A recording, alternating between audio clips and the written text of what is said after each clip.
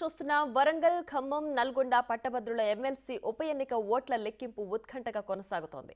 తొలి ప్రాధాన్య ఓట్లలో అధికార కాంగ్రెస్ మద్దతిచ్చిన అభ్యర్థి తీన్మార్ మల్లన్నకు ప్రతిపక్ష బీఆర్ఎస్ కు చెందిన ఏనుగుల రాకేష్ రెడ్డి గట్టి పోటీ ఇచ్చారు.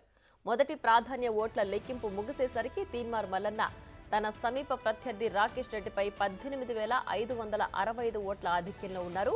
మొదటి ప్రాధాన్య ఓట్లు లెక్కించిన 4 రౌండ్లలో కలిపి తీన్మార్ మల్లన్నకు 1,22,813 ఓట్లు రాగా రాకేష్ రెడ్డికి 1,04,248 ఓట్లొచ్చాయి.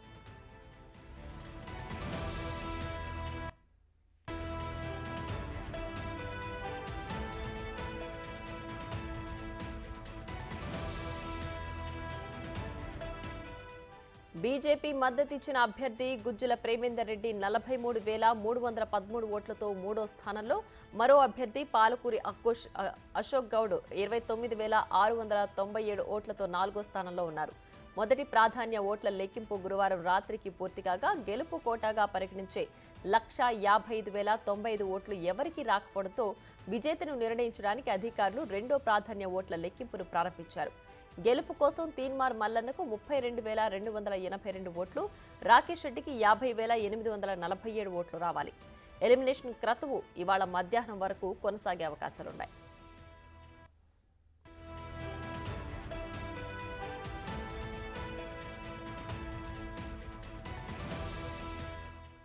మొదటి ప్రాధాన్య ఓట్ల లెక్కింపు మూడో రౌండ్లో తమకు 1000 ఓట్లు ఎక్కువగా వచ్చినా కౌంటింగ్ ఏజెంట్ల సంతకం లేకుండానే ఆర్ఓ దాసరి హరిచంద్ర ఏకపక్షంగా మీడియాకు వెల్లడించారని బీఆర్ఎస్ అభ్యర్థి ఆరోపించారు.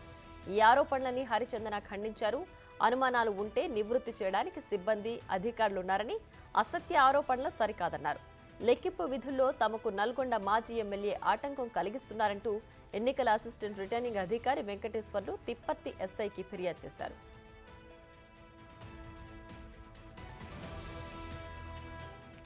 ఇక ఇదే అంశానికి సంబంధించి మరింత సమాచారం మా ప్రతినిధి పుల్లారావు ఫోన్ లైన్ అందిస్తారు. పుల్లారావు, చెప్పండి, ఇవాళ మధ్యాహ్నానికంతా ఎమ్మెల్సీ ఎన్నికల్లో ఎవరు గెలుపొందుతారో తెలిసే అవకాశం ఉందా?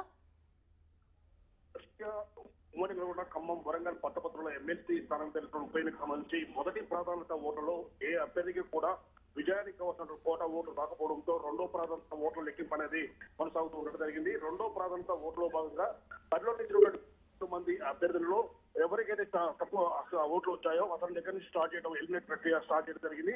ఇప్పటి వరకు కూడా 16 మంది అభ్యర్థులను ఎలిమినేషన్ చేయడం జరిగింది. వారికి సంబంధించినటువంటి రెండో ప్రాధాన్యత ఓట్లలో ఉన్నటువంటి అభ్యర్థులు కూడా పంచుతున్నటువంటి సందర్భం ఉంది. కాంగ్రెస్ అభ్యర్థి తీన్మార్ మల్లన్నకు 120 ఓట్లు, అదేవిధంగా టీఆర్ఎస్ పార్టీ అభ్యర్థి రాకేష్ రెడ్డికి 67 ఓట్లు, బీజేపీ పార్టీ అభ్యర్థిగా ఉన్నటువంటి ప్రేమేందర్ రెడ్డికి 22 ఓట్లు, అదేవిధంగా ఇండిపెండెంట్ అభ్యర్థిగా పరిగణించినటువంటి అశోక్ కు 24 ఓట్లు అనేవి పోల్ కావడం జరిగింది. ఈ యొక్క మొత్తం 16 మంది అభ్యర్థులను ప్రజెంట్ గా ఇప్పటి వరకు కూడా ఎలిమినేషన్ జరిగింది. మిగతా అభ్యర్థుల ఎలిమినేషన్ ప్రక్రియ కూడా కొనసాగుతూ ఉంది. ఈ ప్రక్రియ అనేది మధ్యాహ్నం 3 గంటల వరకు కూడా కంప్లీట్ అయ్యే అవకాశం ఉందని చెప్పేసి కూడా ఆర్ఓ చెప్పినది పరిస్థితి. అయితే మ్యాజిక్ ఫిగర్ అంటే ఎవరికైతే 50% ప్లస్ 1 ఓట్ ఎవరైతే సాధిస్తారో వారిని విజేతగా నిలుస్తారు. ఈ విధంగా ఉన్నట్లయితే కాంగ్రెస్ అభ్యర్థి మల్లనకు 32,282 ఓట్ల దూరంలో ఉండటం జరిగింది. అదేవిధంగా బీఆర్ఎస్ పార్టీ అభ్యర్థిగా ఉన్నటువంటి రాకేష్ రెడ్డి 50,847 ఓట్ల దూరంలో విజయానికి ఉన్నాడని చెప్పుకోవచ్చు. సో ఈ విధంగా ఎలిమినేషన్ ప్రక్రియలో మాత్రము ఎవరైతే కోటా ఓట్లు సాధిస్తారో వాళ్ళని విజేతగా ప్రకటించే అవకాశం అయితే ఉంది ప్రక్రియ. రైట్ పుల్లారావు, అయితే బీఆర్ఎస్ అభ్యర్థి రాకేష్ రెడ్డి ఏకపక్షంగా వ్యవహరిస్తున్నారంటూ అధికారులపైన ఆయన ఆరోపణలు చేశారు. దీన్ని హరిచంద్ర కూడా ఖండించారు. అలాగే తీన్మార్ మల్లన్న ఓటమిని ఒప్పుకోలేకే అలాంటి ఆరోపణలు చేస్తున్నారంటూ కూడా బీఆర్ఎస్ అభ్యర్థిని ఉద్దేశించి వ్యాఖ్యలు చేశారు. సో నిజంగానే ఓటమిని ఒప్పుకోలేకే ఇలాంటి వ్యాఖ్యలు చేస్తున్నారా?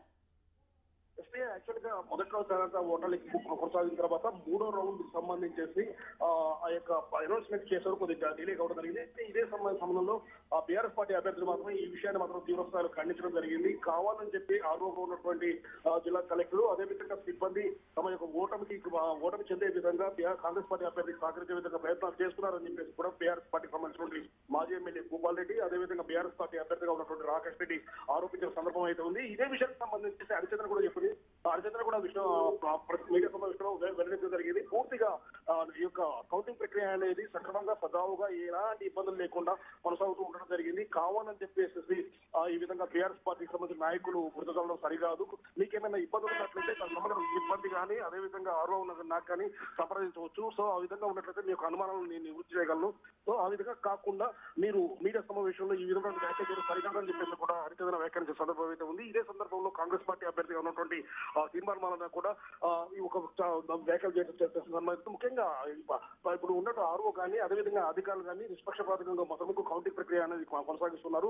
అందరికీ కూడా నిబంధనలకు లోబడే ఈ యొక్క విధులను నిర్వర్తిస్తూ జరిగింది. నిబంధనలు అతిక్రమించిన ఇతరులను మాత్రము వాళ్ళు వ్యతిరేకిస్తూ ఉండడం జరిగింది. ముఖ్యంగా ఎందుకంటే నిబంధనలు ఖచ్చితంగా పాటించాలి. అదేవిధంగా కౌంటింగ్ ప్రక్రియకు సంబంధించేసి ఎవరైనా అభ్యర్థికి ఏదైనా అనుమానం ఉన్నట్లయితే వాళ్ళకి వెంటనే నివృత్తి చేస్తున్నారు. కానీ అదే పదే ఈ విధంగా నివృత్తి చేయమని పడటం వల్ల కౌంటింగ్ ప్రక్రియ అనేది ఆలస్యమయ్యే అవకాశం ఉందని చెప్పి అవకాశం ఉంది. అందువల్ల అధికారులు అనే మాత్రం ఈ విషయాన్ని మాత్రం తోచుకోవడం జరిగింది. ఇదే విషయాన్ని కూడా హరిచంద్ర కూడా చెప్పడం జరిగింది. ఎందుకంటే కొంతమంది వ్యక్తులు కావాలని చెప్పేసి కౌంటింగ్ ప్రక్రియ జాప్యం చేసే ఉద్దేశంతో ఈ విధంగా అనేక లేనటువంటి ఎలిగేషన్ క్రియేట్ చేస్తున్నారు. అది సరికాదు. ప్రతి ఒక్కరు కూడా కౌంటింగ్ ప్రక్రియకు నిబంధనలకు లోబడి ఉండాలి. అదేవిధంగా కౌంటింగ్ ప్రక్రియకు సజావుగా సాగే విధంగా సహకరించాలి. ఆ విధంగా ఉన్నట్లు మాత్రం ఎన్నికల ఫలితం కూడా తొందరగా వెలువడే అవకాశం ఉందని చెప్పడం జరిగింది. సో ఆ విధంగా సహకరించాలని చెప్పేసి కలెక్టర్ చెప్పారు. రెండో ప్రాంత ఓటర్ల లెక్కింపుకు సంబంధించి కంటిన్యూగా కొనసాగుతుందని చెప్పవచ్చు. Priya. Right Pullarao, thanks for the updates.